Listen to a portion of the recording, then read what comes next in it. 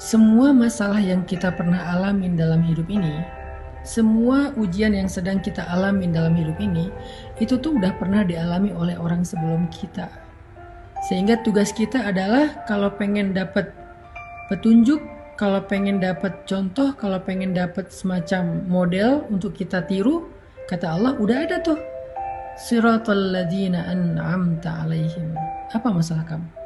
Ya Allah, saya punya masalah dengan orang tua, belajar dari Ibrahim. Ya Allah, saya punya masalah dengan anak, belajar dari Nuh. Ya Allah, saya punya masalah dengan istri, belajar dari Lut. Ya Allah, saya punya masalah dengan suami, belajar dari Asiyah. Ya Allah, saya punya masalah sebagai jomblo, cowok, banyak godaan dari cewek-cewek sekitar saya di kampus, di tempat kerja, belajar dari Yusuf. Ya Allah, saya seorang jomblo perempuan, cewek, dan banyak masalah, banyak ujian dari cowok-cowok yang ngegodain saya, belajar dari Maryam. Ya Allah, saya pengen ta'aruf tapi nggak tahu caranya, belajar dari Musa dan calon istrinya. Ya Allah, saya punya anak tapi nggak tahu cara mendidiknya, belajar dari Zakaria dan Yahya. Apa masalah kita? Ya Allah, saya hampir bercerai, suami saya mentalak saya, talak satu, gimana cara mengislahnya? Belajar dari surat At-Tolak ketika Nabi mentalak Hafsah. Ya Allah, suami saya suka ngata-ngatain saya yang jelek-jelek, belajar dari curhatnya seorang perempuan di dalam surat Al-Mujadalah atau Al-Mujadilah, Khawlah bintu Tha'labah. Ya Allah, orang ngomongin saya di sosial media, orang berbisik-bisik tentang saya di grup, mereka bikin grup baru dan ngomongin saya di grup sebelah, belajar dari surat An-Nur tentang hadithul ifki, pembicaraan rahasia. Ya Allah, istri saya suka cemburu dan menyusahkan saya sebagai suami, belajar dari surat At-Tahrim. Apa masalah kita? Semua masalah kita itu udah ada contohnya karena mereka pernah mengalami persis seperti yang kita alami. Jadi kita nggak sendiri.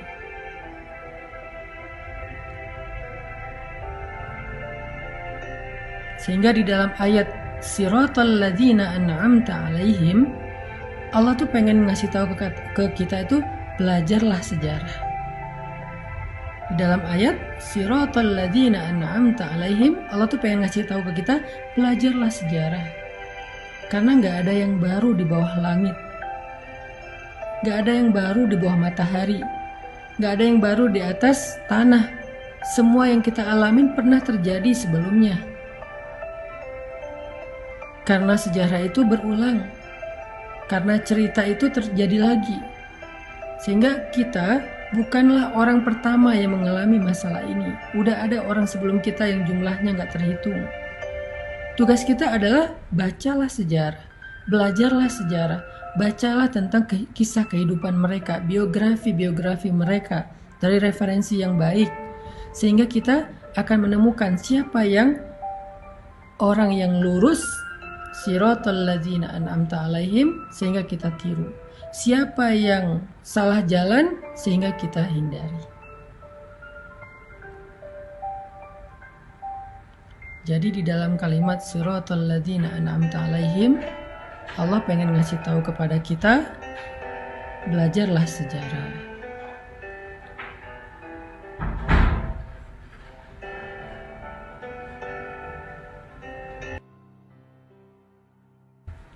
Allah pengen ngasih tahu kepada kita, belajarlah sejarah. Sehingga dengan kita membaca sejarah, kita punya guidance, kita punya model untuk kita tiru. Apapun masalah kita.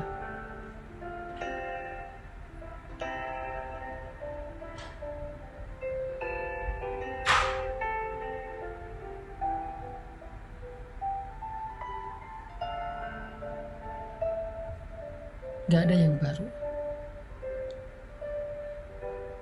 Gak ada yang baru. Semua yang kita alamin pernah dialami oleh orang sebelum kita.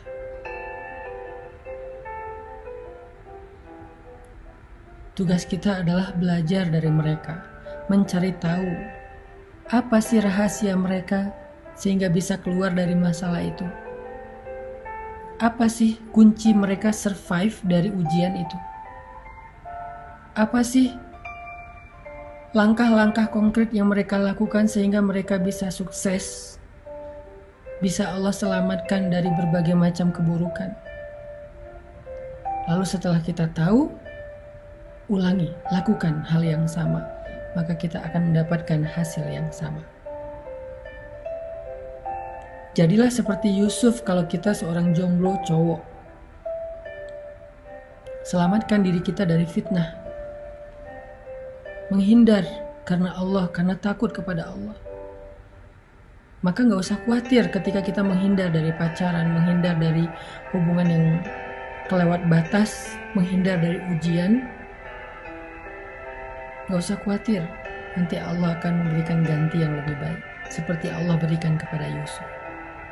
Kalau kita perempuan jomblo, siswi, mahasiswi, seorang pekerja yang banyak ujian di sekitarnya, banyak cowok ngelirik, ngegodain kita, PDKT, caper sama kita, belajarlah dari Sayyidah Maryam.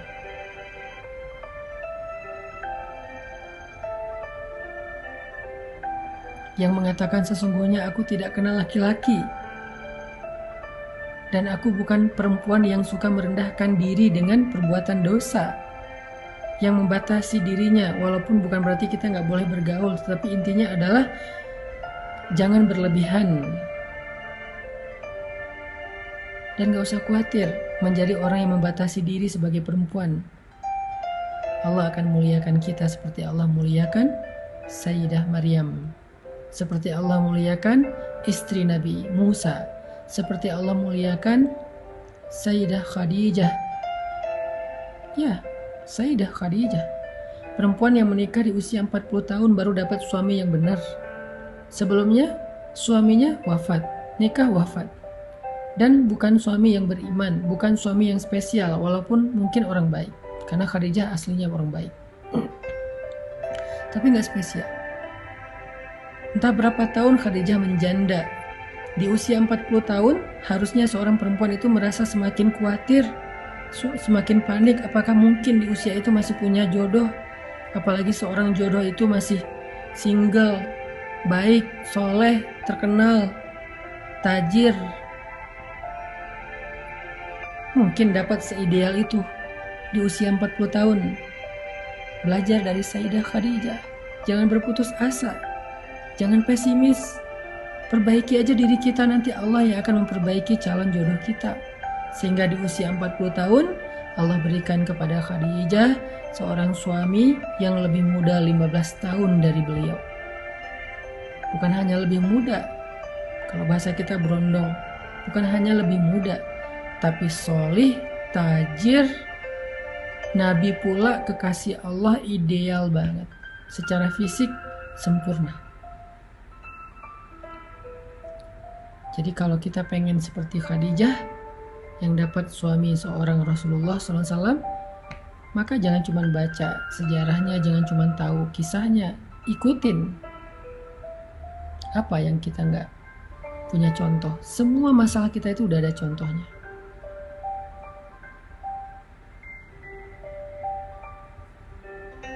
Semua udah ada contohnya. Kita yang ngerasa kayak hidup kita banyak ujian, kenapa ya setelah saya hijrah kok hidup saya banyak masalah? Perasaan dulu sebelum hijrah kayak gak ada masalah, sebelum hijrah kayak lempeng-lempeng aja, sebelum hijrah hidup saya happy-happy aja. Tapi kenapa setelah hijrah masalah datang silih berganti dan gak beres-beres?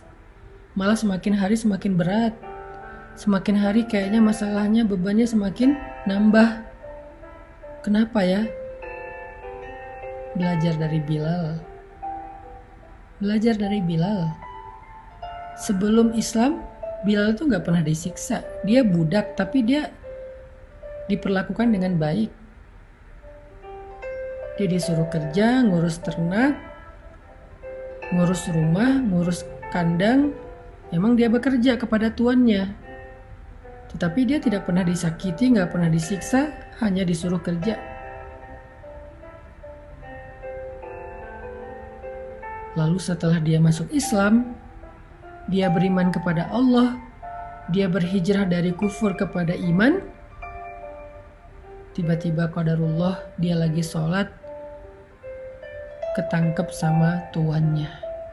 Dan tuannya ngerasa sangat malu kepada tuan-tuan yang lain, gengnya yang lain, pemuka-pemuka Quraisy yang lain, ngerasa malu karena gak mampu menahan budaknya sendiri dari mengikuti Muhammad.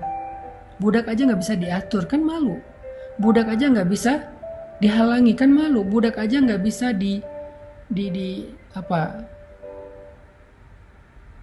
dikontrol gitu. Kok bisa budaknya aja lepas kendali sehingga beriman kepada Muhammad yang beda kabilah, sehingga mengikuti ajaran Muhammad yang beda suku, sehingga Umayyah bin Khalaf merasa sangat malu dengan imannya Bilal. Dia dituduh gak becus sebagai tuan, dia dituduh gak bisa menguasai budaknya, dia dituduh bukan seorang leader sejati, dan berbagai macam perlakuan mempermalukan dia. Sehingga karena malu dan panik, dia langsung menyiksa Bilal, memaksa Bilal untuk murtad dari keyakinannya.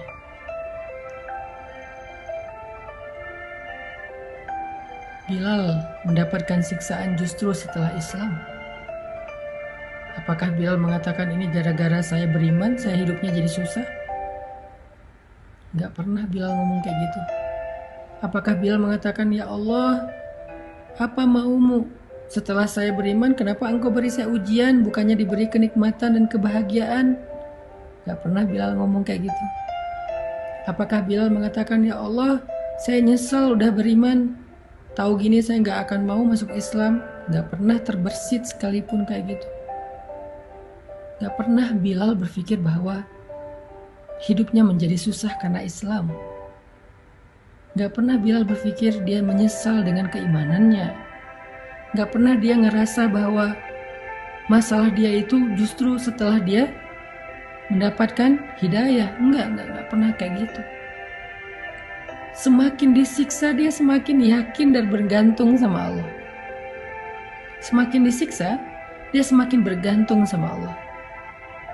Bukan semakin melemah pegangannya ke Allah, semakin erat pegangannya ke Allah. Kalau kita kan semakin diuji, pegangan kita ke Allah jadi makin renggang ya. Jadi ragu, Allah benar gak sih mau nolong saya? Allah tuh janjinya tepat gak sih ke saya? Kok Allah gini sih sama saya? Apa maunya Allah? Makin renggang. Nauzubillah sampai akhirnya putus asa, melepaskan pegangan kepada Allah, belok arah, ada yang sampai murtad, ada yang bunuh diri, ada yang mencuri karena putus asa dengan rezeki yang halal, ada yang akhirnya berzina karena putus asa mencari jodoh. Makin diuji makin renggang. Kalau Bilal makin diuji makin erat pegangannya.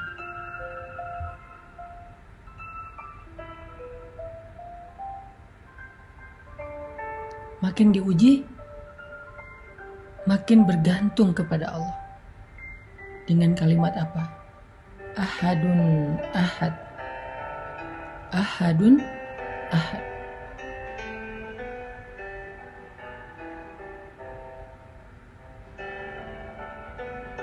Cuman Allah satu-satunya. Gak ada yang lain. Yang saya yakin, yang saya sembah, yang saya tunduk, yang saya bergantung, yang saya berharap. Ahadun ahad. Makin disiksa makin ahadun ahad. Jadi buat kita yang setelah hijrah merasa banyak diuji, belajar dari Bilal. Coba ikuti, teladani sikap Bilal supaya kita mendapatkan kebaikan hasil terakhir dan yang sama dengan apa yang dialami oleh Bilal. Apa kebaikan yang didapatkan oleh Bilal di akhir cerita itu setelah dia ahadun ahad sekian lama? Apa kebaikan yang akhirnya Bilal dapatkan? Allah mengutus seorang hamba yang hatinya baik, yang Allah ridho kepada dia, mukmin paling baik di antara semua orang yang beriman setelah Rasulullah dan Khadijah. Orang yang sangat mulia kedudukannya. Allah nggak ngutus orang biasa, Allah ngutus orang yang paling istimewa. Akhlaknya istimewa, imannya istimewa, kedudukannya istimewa. Allah utus dia. Kalau Allah mau, Allah bisa aja ngutus Utsman juga orang kaya. Bisa aja Allah mengutus Abdurrahman bin Auf juga orang kaya. Bisa aja Allah mengutus Sa'ad bin Abi Waqqas juga orang kaya. Banyak lagi sahabat-sahabat yang kaya. Tapi Allah pilih dari mereka semua yang paling baik akhlaknya, yang paling baik kedudukan dan kemuliaannya, yang paling baik imannya, Abu Bakar As-Siddiq. Allah gerakkan hati Abu Bakar untuk datang. Allah gerakkan hati Abu Bakar untuk menolong Bilal. Lalu Abu Bakar datang bilang ke Umayyah bin Khalaf, "Ya Umayyah, apa untungnya kamu menyiksa budak seperti Bilal? Jual aja dia kepada saya, sehingga kamu bisa tenang dan mendapatkan keuntungan. Daripada kamu menghabiskan waktumu, tenagamu menyiksa orang seperti Bilal, kamu gak dapat untung dan gak tenang. Jual dia kepada saya, kamu bebas, gak perlu lagi menyiksa dia, gak perlu lagi malu karena dia, dan kamu dapat untung," kata Abu Bakar. Umayyah mikir, benar juga nih.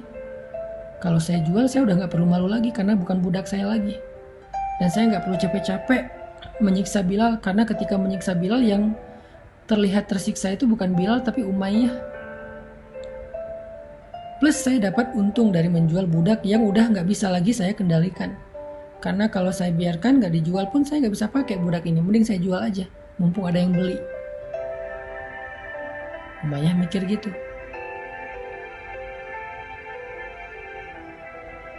Lalu Umayyah bertanya kepada Abu Bakar, "Berapa kamu mau membeli budak seperti Bilal? Berapa?" Kata Abu Bakar, "Sebutkan saja harganya. Coba." Abu Bakar nggak berpikir bahwa Bilal nih budak yang lagi nggak laku nih, murah pasti harganya, sebutin aja angka berapapun pasti dijual. Enggak. Karena Abu Bakar ingin menghargai imannya Bilal, maka Abu Bakar tidak mau menyebutkan angka. Karena iman nggak bisa dibeli. Abu Bakar tidak mau menyebutkan angka. Ini cerdas dan bijaksananya Abu Bakar. Kata Umayyah, "Berapa kamu ingin membeli Bilal?" Kata Abu Bakar, "Sebutkan harganya. Sebutkan angkanya. Seolah-olah berapapun yang kamu sebutkan akan saya beli. Saya nggak akan menyebutkan angka untuk membeli imannya Bilal."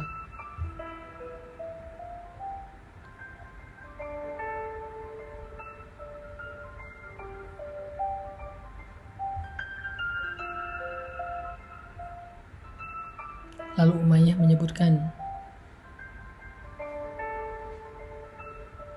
sekian dinar, sekian uqiyah emas, hitungan dalam hitungan orang Arab, yang kalau sekarang mungkin harganya sekitar 700 juta kurang lebih, atau mungkin lebih dari itu persisnya. Dan Abu Bakar ketika tahu angka yang dijual oleh Umayyah bin Khalaf Bilal itu berapa, uqiyah emas, Abu Bakar nggak menawar. "Ya Umayyah, itu Bilal budak yang sudah tidak berguna, budak yang murah, yang udah sakit-sakitan setelah kamu siksa, masa harganya segitu? Saya nggak akan beli segitu, saya minta segini." Enggak. Ketika Umayyah menyebut angka, maka Abu Bakar mengatakan, "Baik, nanti malam akan saya kirim emasnya ke rumah kamu." Begitu cara Abu Bakar menghargai dan memuliakan Bilal. Atau lebih persisnya, begitulah Allah memuliakan Bilal. Seolah-olah Bilal ini sesuatu yang sangat berharga. Berapapun disebutin oleh Umayyah, Abu Bakar setuju. Malah setelah menyebutkan angka itu, Umayyah nyesel kenapa nggak ngomong lebih tinggi. Ada seorang laki-laki bilang kepada Abu Bakar, "Ya Abu Bakar, kamu membeli Bilal dengan harga yang sangat mahal. Apa kata Abu Bakar? Demi Allah, kalau Umayyah meminta 10 kali lipat dari harga itu, saya akan tetap membayarnya untuk membebaskan Bilal. Gak akan saya tawar. Umayyah yang nyesel kenapa nyebut angka segitu, padahal itu udah ketinggian. Nanti malam saya kirim. Lalu setelah akad jual beli, Abu Bakar datang kepada Bilal, melepaskan ikatan Bilal, memberi minum kepada Bilal yang sedang tersiksa kesakitan, membelai rambut Bilal, memeluk Bilal untuk menenangkannya, sebagai tanda bahwa dia udah punya saudara sekarang, yaitu Abu Bakar As-Siddiq. Dia dilindungi oleh Abu Bakar, dia aman, gak usah takut lagi. Kemudian membantu Bilal, memapah Bilal untuk berdiri tegak. Ketika Bilal sudah berdiri tegak, Abu Bakar mengatakan, "Ya ahla Mekkah, ya ma'syara Quraisy, wahai penduduk Mekah, wahai pemuka-pemuka suku Quraisy, ketahuilah sesungguhnya Bilal adalah saudara saya di dunia dan di akhirat, bukan budak saya."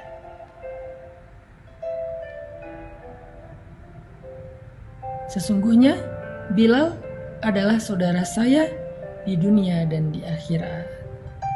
Itu sebuah deklarasi bahwa Bilal sudah menjadi orang yang merdeka, dibebaskan oleh Abu Bakar. Abu Bakar membeli Bilal bukan untuk jadi budak. Abu Bakar menebus Bilal untuk dimerdekakan. Bukan hanya merdeka dan hidup sendiri, tetapi menjadi saudara yang kehidupannya ditanggung, dijamin oleh Abu Bakar. Dan Abu Bakar berharap itu menjadi persaudaraan yang kekal sampai ke surga. Itulah kesudahan yang baik. Itulah happy ending. Itulah pertolongan Allah yang tidak terduga-duga yang Allah berikan kepada Bilal setelah dia bersabar dan bergantung kepada Allah saat-saat dia diuji.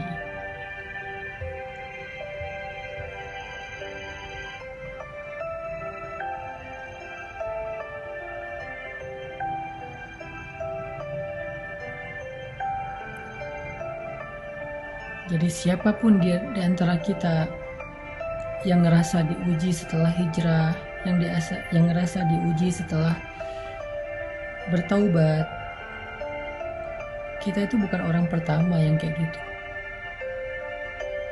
Walaqad fatanna alladziina min qablihim falaya'lamannallahu alladziina shadaqu.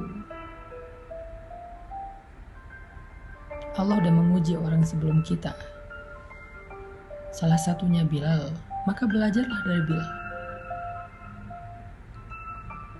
Masih banyak nama-nama orang lain, sahabat-sahabat lain yang diuji juga setelah berhijrah atau setelah bertaubat ataupun masuk Islam.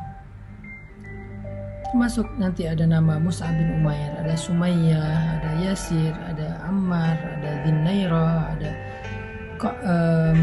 Khabab bin Ars. Ada banyak nama-nama mulia yang mereka justru diuji setelah mereka beriman kepada Allah.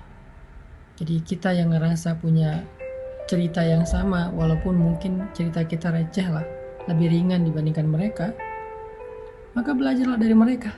Kalau pengen dapat hasil yang sama dengan mereka, kalau pengen dapat kebaikan yang sama dengan mereka, belajarlah dari mereka. Gak ada yang baru di bawah langit kita.